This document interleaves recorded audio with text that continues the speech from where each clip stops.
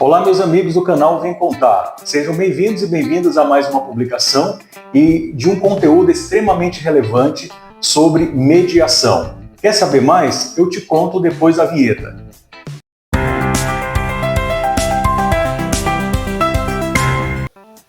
Você já ouviu falar sobre mediação?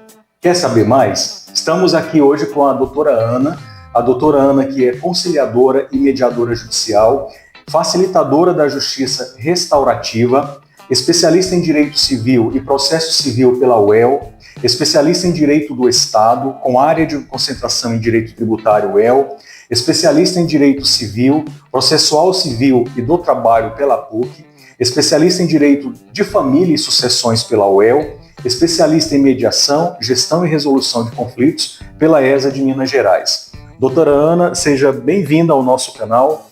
Obrigada. Apresentando um pouco mais a doutora Ana, ela participou da publicação do livro Mediação e Futuro, Reflexões para um Novo Tempo, e o seu capítulo trata exatamente das perspectivas da aplicação das sessões individuais nas audiências de família do Sejusc.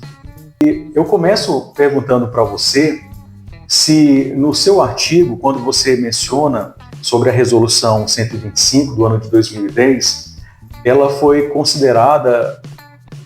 ela é considerada como um marco para a implantação das políticas públicas para estabelecer e difundir as práticas de conciliação e mediação. Você pode falar um pouco mais da importância dessa resolução para a mediação? Sim. Augusto, eu vou trazer um pouquinho do contexto de como que foi gerada essa resolução. Ok. Né? Em 2004, o Banco Mundial trouxe uma orientação para o Brasil, a orientação 65 do Banco Mundial, onde havia o estímulo para que algumas fosse implementada uma estruturação no nosso país, para a erradicação da pobreza, para acesso à justiça e efetividade da justiça também. A lei de mediação, essa semana, por um acaso, está fazendo 10 anos. Que bacana! Então, dia 26 de junho, nós fizemos 10 anos da lei de mediação. Então, o Código de Processo Civil, ele é de março de 2015, e em junho de 2015 a lei de mediação foi promulgada aqui no Brasil. Então, ali na lei de mediação, ela estabelece a mediação da forma privada e a mediação no âmbito do poder público. Quando houve a assinatura do Pacto Republicano em 2009, houve esse estímulo daí para que houvesse a aplicação de soluções alternativas para os conflitos que fossem além do judiciário.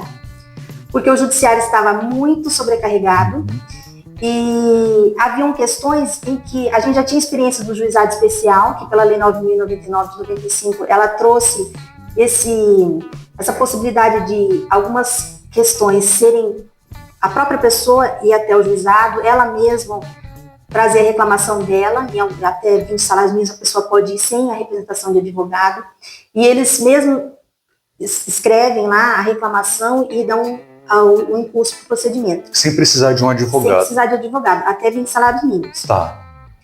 Então, a gente já tinha essa forma de trabalhar nos juizados especiais. Então, quando a resolução 125 veio, o Conselho Nacional de Justiça veio trazer uma implementação para os tribunais de como nós íamos trabalhar essas técnicas de solução alternativa dos conflitos dentro dos tribunais. Então, foi dentro dessa resolução de 125, ela recomendou, né, e instruiu que os tribunais criassem os NUPEMECs, que é um núcleo permanente de método de solução de conflito. Então, foi uma resolução que, além de trazer conceitos, trouxe também uma orientação sobre formação, sobre a estruturação desses núcleos. Então, realmente pode ser considerado como um marco inicial para o processo de mediação. E do tratamento adequado dos conflitos. Então, houve uma implementação e uma padronização também de como que os tribunais vão trabalhar. Entendi. Então, assim, é uma orientação geral. Tá. No tribunal aqui do Paraná, que é onde eu me concentrei para trabalhar o artigo, a gente destacou as resoluções que criaram o Sejusc e também a forma de remunerar os conciliadores e mediadores, e também as determinações, por exemplo,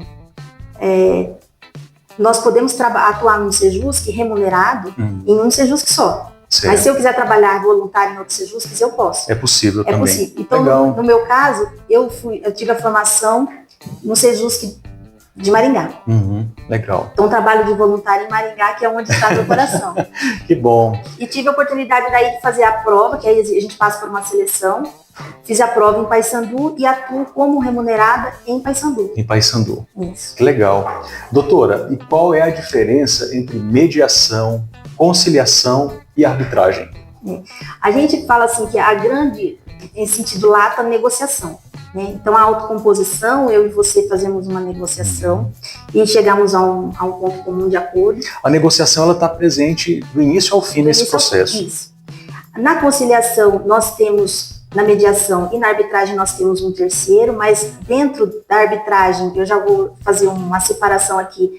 Esse terceiro, ele tem uma especificidade, onde as partes já convencionam num contrato que eles vão trabalhar dentro do juízo arbitral, e esse juízo, o árbitro é escolhido, muitas vezes pela especificidade deles, para resolver questões técnicas. Né? Ok. Então, o árbitro que vai resolver.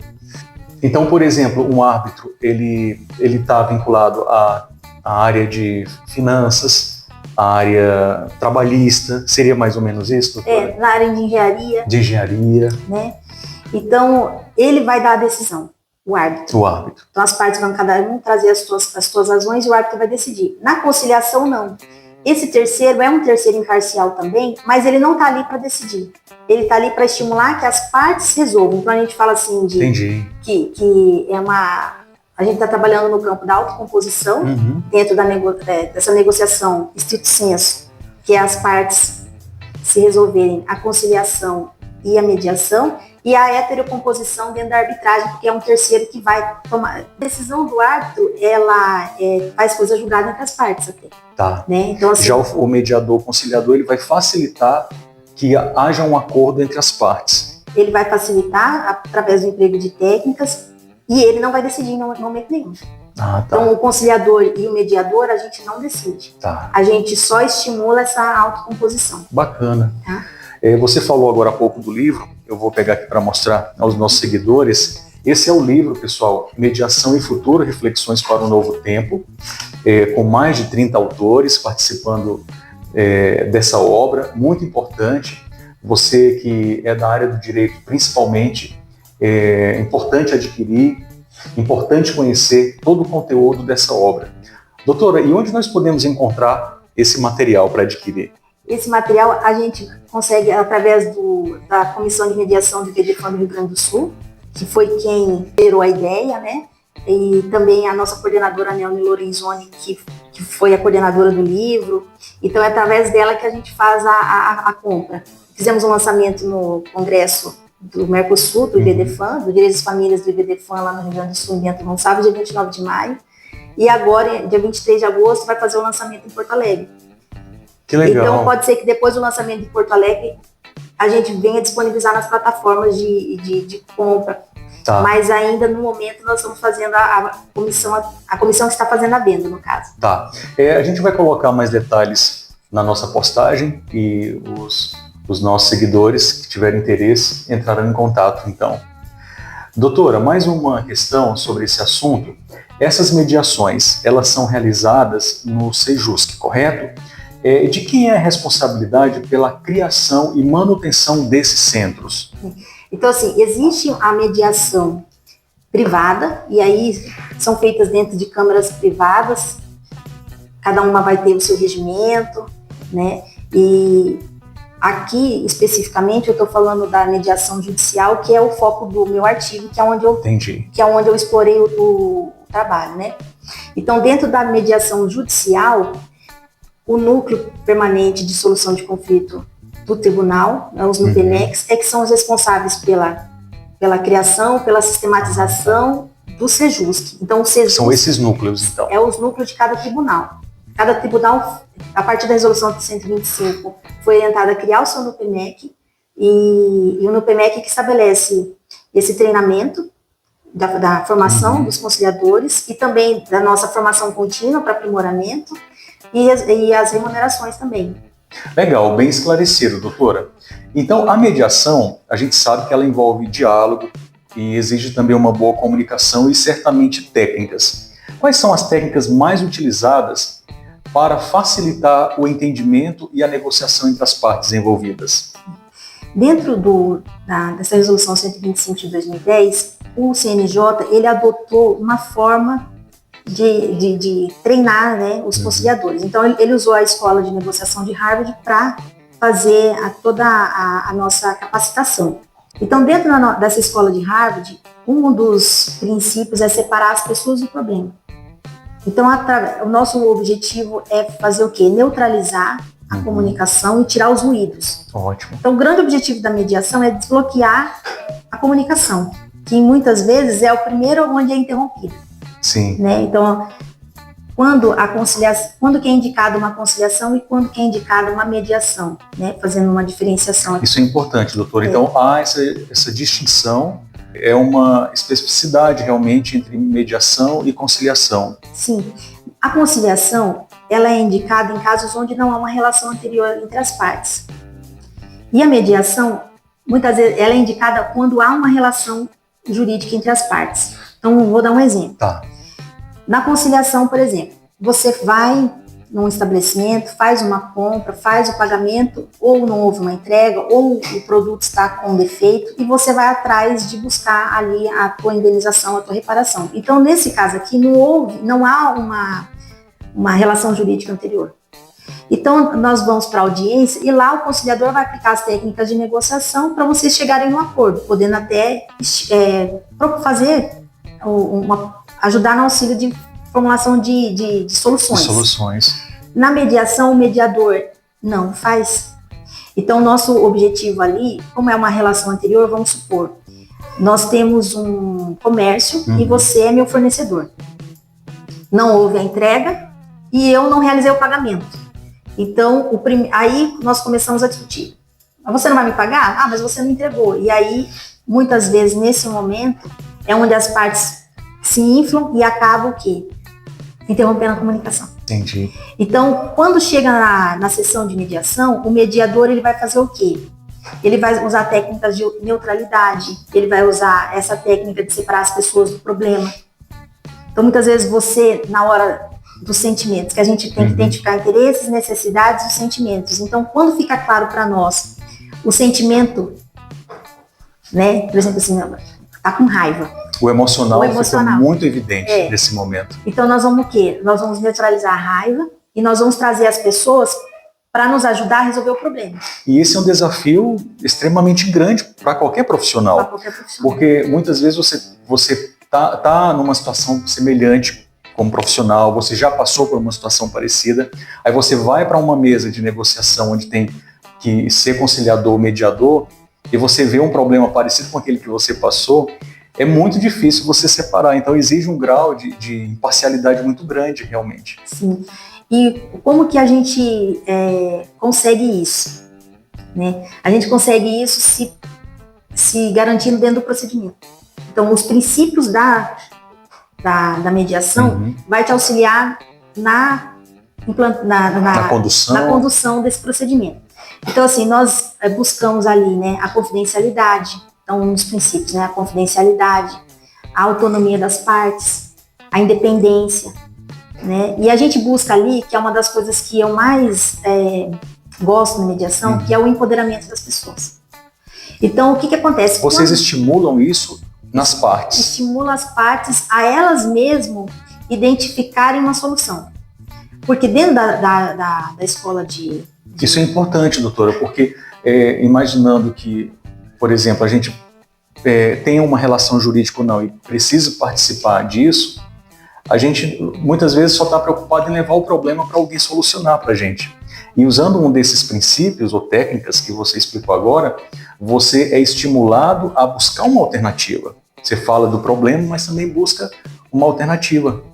Na nossa formação, até a gente destaca a teoria do limite. Eu não vou lembrar o nome do filme, que é o Russell Crowe, Uma Mente Brilhante. Uma Mente Brilhante. Ele traz a teoria dos ganhos mútuos, que é onde a mediação a gente utiliza também. A gente usa uma parte do filme para mostrar que quando todos juntam para resolver o problema, eles criaram uma solução onde todo mundo se beneficiou. Então é isso que a gente faz dentro da mediação. A gente busca que todas as pessoas olhem para o problema e busquem resolver o problema. Que traga benefício para todos também. Que traga benefício para todos. Então, assim, a gente sai da esfera do pessoal, onde o nosso sentimento, muitas vezes as nossas emoções é que está no comando, para trazer as pessoas para esse campo da neutralidade e mostrar assim, olha, eu entendo que você está assim, que você está se sentindo assim. Mas como que... Aí a gente usa uma técnica que a gente fala assim de prospecção para o futuro. Como que você imagina a tua vida daqui a um ano, por exemplo, com esse problema resolvido? Nossa, um alívio. Então vamos ver como que a gente pode fazer para resolver isso. Você hoje. Estimula a pessoa a olhar lá para frente. Para tirar o foco do problema. Interessante, então, assim, muito bom. Tem as técnicas básicas, né? Na sessão individual, a gente trabalha de forma separada com cada uma das partes. Então, nesse momento da sessão individual, a gente usa algumas técnicas, por exemplo, a inversão de papéis. Nessa inversão de papéis, eu trago você para se pôr no lugar do outro. Então, a gente trabalha a empatia. Empatia. Então, bacana. assim, você, naquela situação, naquela circunstância, como que você reagiria? Legal. E aí, quando você tira a pessoa para ela se pôr em outro lugar, você muda a lente que ela está vendo as coisas. Sim. E aí ela começa a se desarmar para começar a ver o problema de uma outra forma.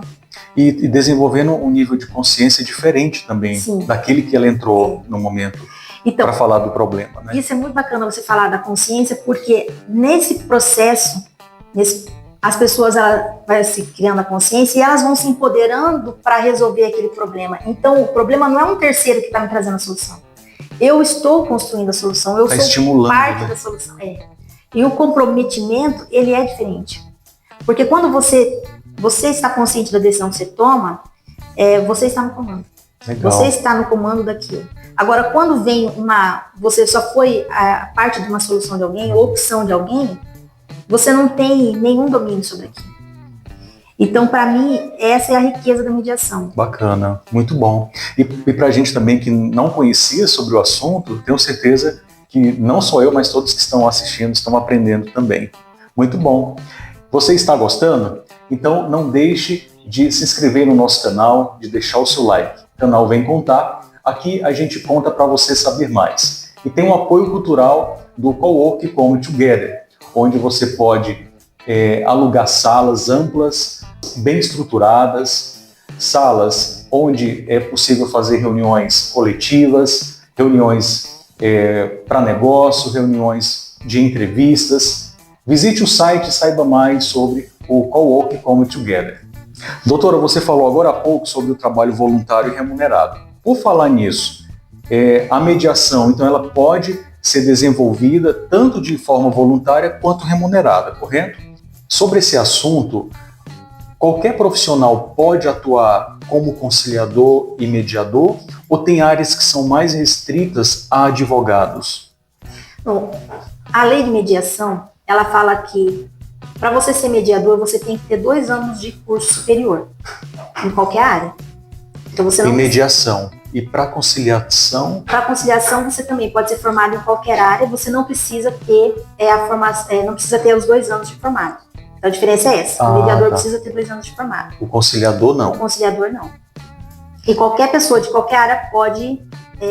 Mas o conciliador precisa ter nível superior. Precisa ter nível superior. Só não tem a exigência de 2 anos após a formação. Sim. Ok.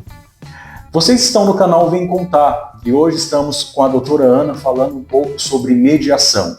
Doutora, é um assunto realmente muito empolgante, muito estimulante e falamos de várias situações sobre a mediação. Achei muito importante fazer essa divisão entre mediação e conciliação, onde na mediação já existe uma relação jurídica entre as partes e a conciliação não. E falando um pouco sobre esse mundo que envolve a mediação, quais são os principais desafios enfrentados por vocês? Um dos maiores desafios que eu tenho enfrentado é a falta do conhecimento do sentido dessa técnica. Então, assim, muitas vezes quando a gente vê que há um conhecimento anterior sobre o que significa audiência de mediação, muitas vezes a gente fala assim que os advogados, eles são os nossos grandes parceiros na mediação. Por quê? Porque eles conhecem a necessidade dos clientes deles.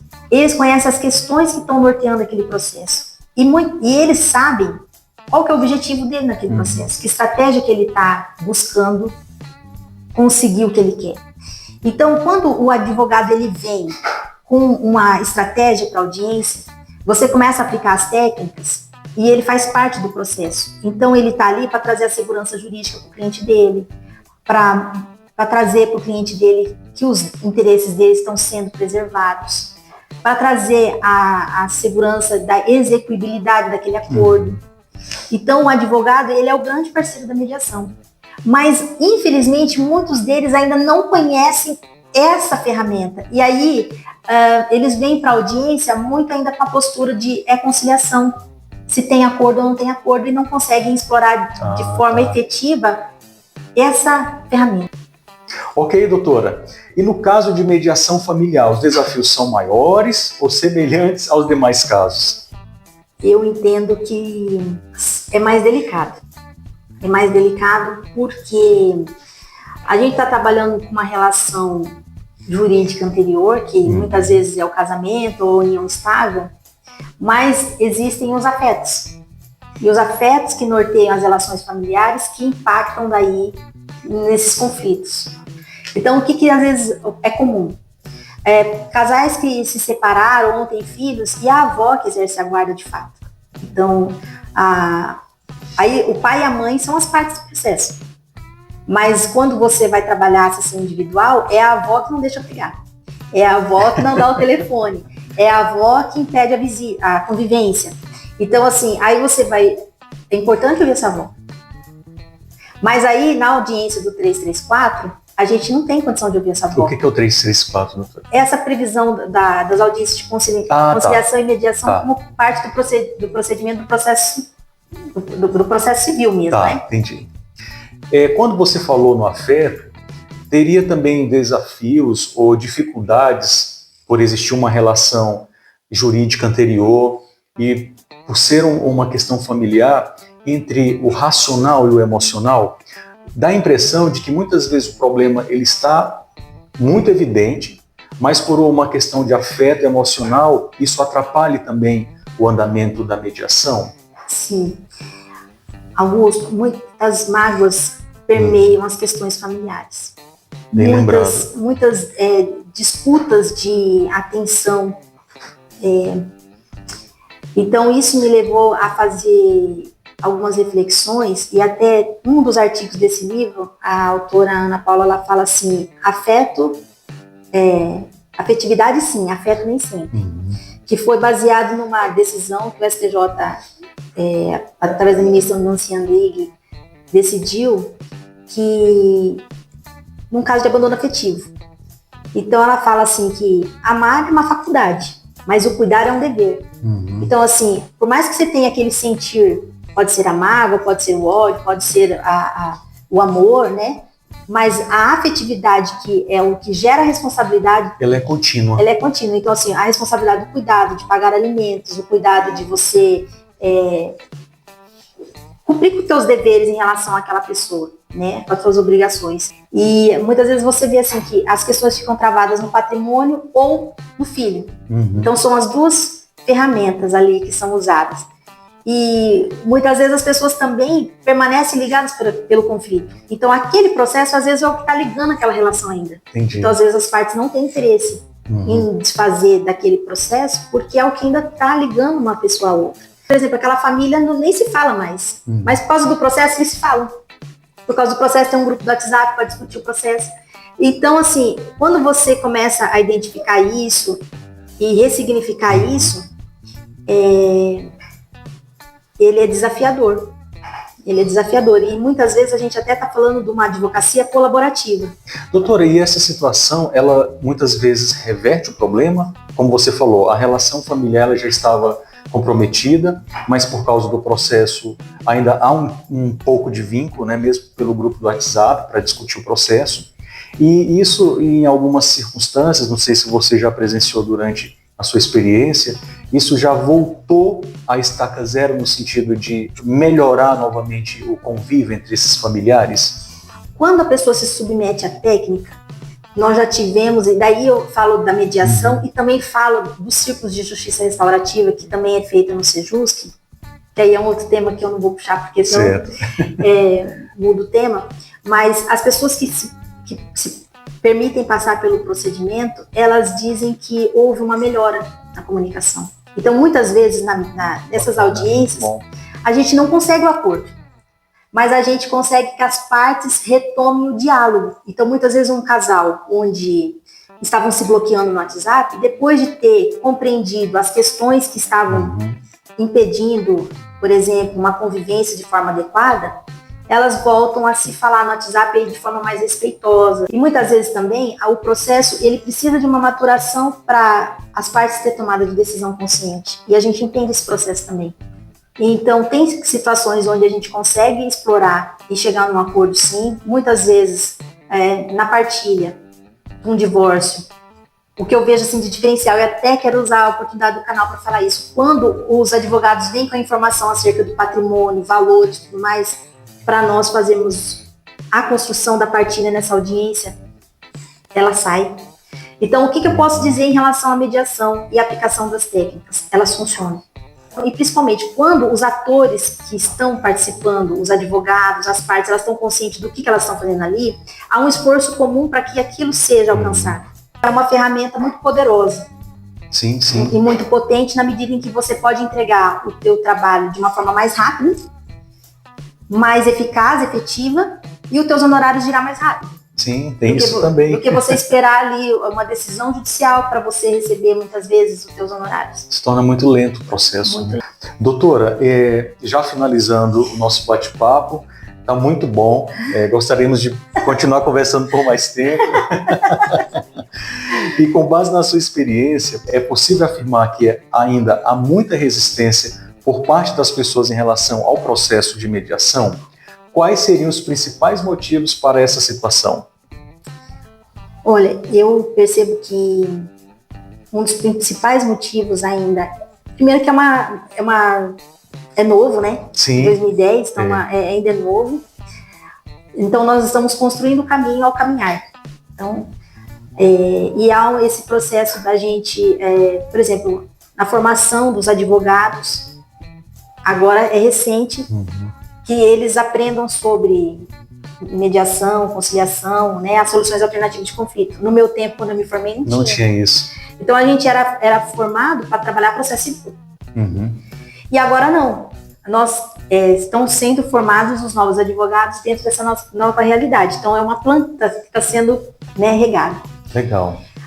Então, o nosso desafio em relação a essa construção da importância da mediação, de como ela pode impactar nas vidas, como ela pode transformar a sociedade em si, né? Na medida em que a nossa sociedade, infelizmente, vem de uma cultura onde nós delegamos muito para o outro a tomada de decisão. Então, assim, o governo tem que fazer, o professor que tem que resolver, o juiz vai resolver para mim. E no processo de mediação, ao invés de você ser somente um coadjuvante, você passa a ser um protagonista também. Então, isso, para mim, ao meu ver, é uma questão muito de transformação social também. Então, na medida em que as pessoas elas começam a perceber que com dados, com informações na mão, ela consegue definir critérios de tomada de decisão. Perfeito. Né? E isso eu vejo que é um desafio na mediação, eu vejo que isso é um desafio também nas questões econômicas, isso é um desafio... É um desafio geral. É um desafio geral. Isso mesmo. Então, assim, nós precisamos fortalecer os brasileiros, né, a população, para amadurecer. Isso mesmo. E isso é uma construção, né? Não é um processo tão rápido, né? Não é um processo tão rápido. Então, nós estamos construindo o caminho. Legal. Muito bom. Doutora, gostaria muito de agradecer a sua visita, a sua participação no nosso canal. Que Deus abençoe. Obrigada pela oportunidade. Imagina, foi um momento assim, de muito aprendizado. Fica um espaço também para você falar algo que você desejar. E a gente só tem realmente a agradecer a sua contribuição com esses conhecimentos a respeito da mediação. Muito obrigada, Augusto. Parabéns por você ter trazido esse tema que é tão relevante, tão pouco falado, ou muitas vezes quando é falado só por uma vertente que nós acabamos falando de mediação para mediadores ou de mediação para advogados, e você está trazendo a oportunidade de nós levarmos a mediação para todos. Então, ótimo. Muito obrigada. Obrigado também. Até a próxima, Até então. A próxima. E você esteja convidado a se inscrever no nosso canal, a deixar seu like e curtir os nossos vídeos. Até a próxima, pessoal. Tchau. Tchau.